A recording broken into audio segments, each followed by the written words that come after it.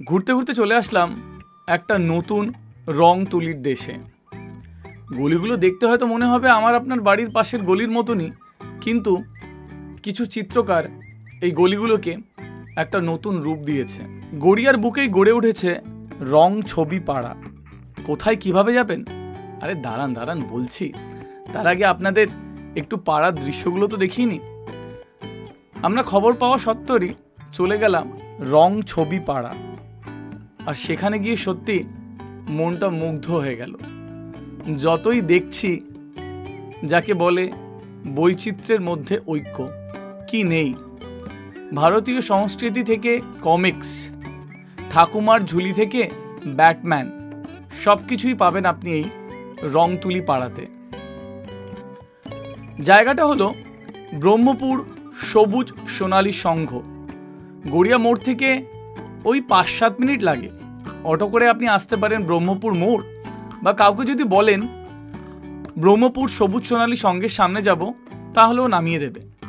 আর আপনারা যদি আশেপাশে থাকেন, ব্রহ্মপুর মোড় থেকে 5 মিনিট হেঁটে গেলেই পাবেন ব্রহ্মপুর সবুজ সোনালী সংঘ, যার নাম হয়েছে এখন রংতুলি পাড়া।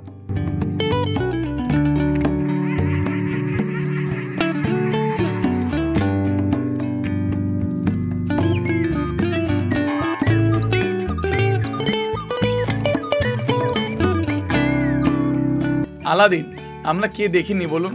আর আলাদিনের সেই জিনি রয়েছে এই রংতুলি পাড়াতে।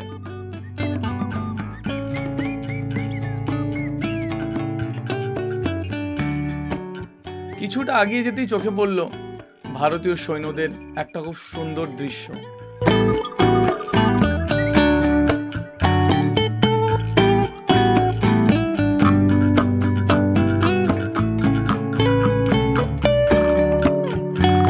এই ফটোটা আমার খুব ভালো লেগেছে।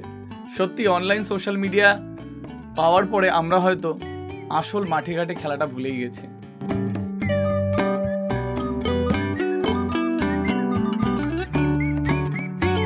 গত কিছু বছরে আমরা যাদের হারালাম,